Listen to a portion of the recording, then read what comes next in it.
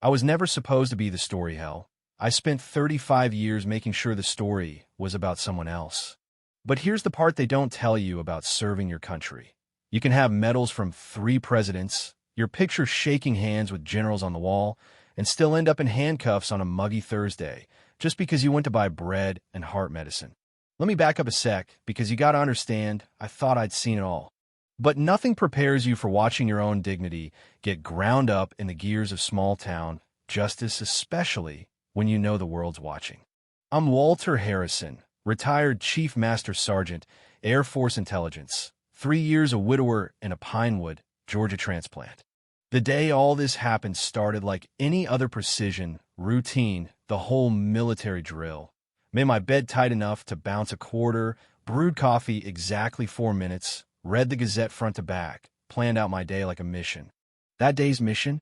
Groceries, pharmacy. Back in time to call my son James in Atlantes as civil rights lawyer, got his mother stealing him. Pinewood looks quiet on the outside, flags waving. Kids biking past whitewashed porches, but the air's thick with things folks don't say out loud. Bless your heart means, why re you here? You know what I mean? I wasn't born here, but after Grace died, D.C. just felt too noisy, too full of ghosts. I wanted a place to disappear. Instead, I ended up front and center. Grocery run was nothing special, small talk with Mrs. Wilson, polite nods from the old-timers, and that edge in the air from the ones who never got used to a black man in dress shoes.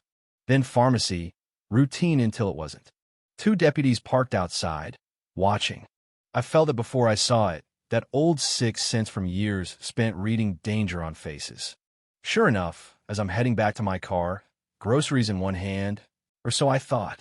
You mind telling us what you're doing here today? Mitchell asked, hand never straying far from his holster, tone just this side of polite. I gave him the standard military bearing, calm voice, nothing to hide. Just picking up groceries and my prescription, officer. I live over on Maple. Been here 3 years. Didn't matter. To him, I was just another suspicious black man in a parking lot. The questions turned too fast for a routine stop. You matched the description from a robbery last night. Description? Older black male, older sedan. I couldn't help but laugh inside, anyway. I'd heard that script before, Saigon, D.C., the same tired excuse for men who wore suspicion like a badge. I handed over my ID, slow and careful. You never rush old rule, but one that can mean life or death. Then came the search. Mind if we look inside your vehicle? Didn't wait for an answer. They tore through my car, found my prescription, and held it up like evidence. These look like illegal pills to me, Mitchell said. I could feel people watching, phones out, recording. I stayed steady. You can call the pharmacist, officer. That's my heart medication. Mitchell ignored it, called in anyway, then snapped the cuffs on. Breener looked away, ashamed. And just like that, a lifetime of service was outweighed by the color of my skin and the whim of a man with a badge. Inside the station, things spiraled. The sergeant looked at my military ID and blanched, but policy's policy prints, mug shot, the works. I got my one phone call and dialed James, who picked up on the 3rd ring. Dad? What's wrong? He heard my voice, heard the steel under the comm. I've been arrested, son. Pinewood.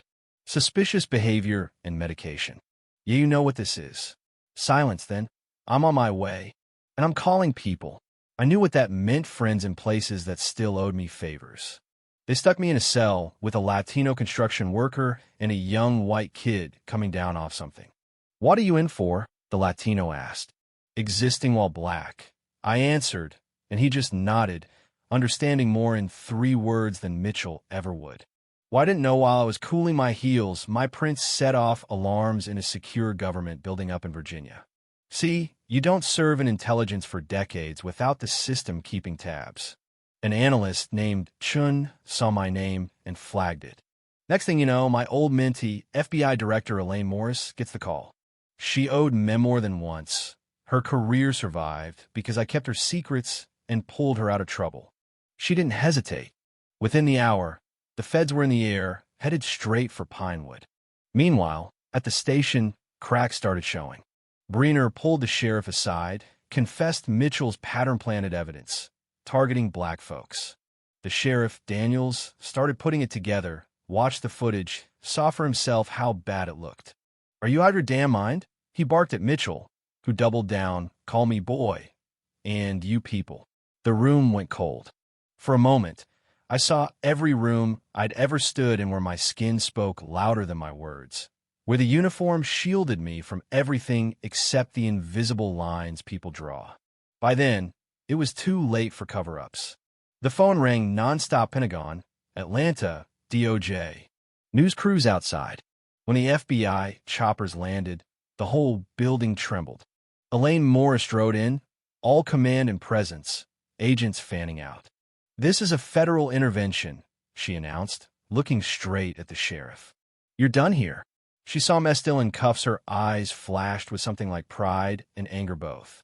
"Remove those immediately." I stretched my wrists, nodded. "Long time, Elaine."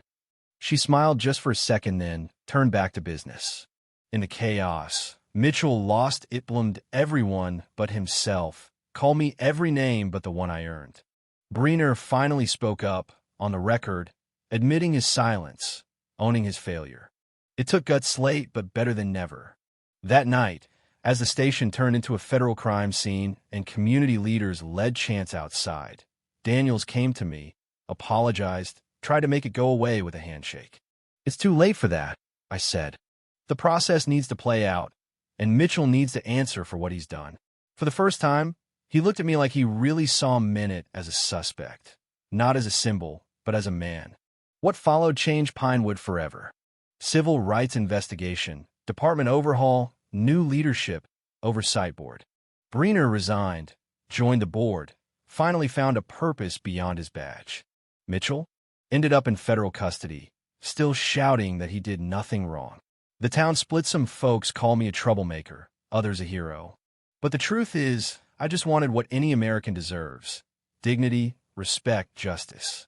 A year later, I stood in a new community center, a symbol of all we'd fought for. "Change isn't easy," I told the crowd. "It means facing hard truths, standing up even when it's dangerous. But real justice, that's worth fighting for." Morris was there, Breener was there, even Daniels, humbled and changed, sat in the front row. Sometimes I visit Grace's grave, tell her about the changes, the progress, the work still to be done. "You be proud," I tell her. "Not of me, but of the community we built from pain." So, what would you do if you saw injustice? Stay silent or stand up? Would you have the patience to endure, the courage to act? Share your thoughts below. Hit like if you believe justice requires not just good laws, but good people. Subscribe for more stories that matter, because until every Walter Harrison walks free, the fight isn't over.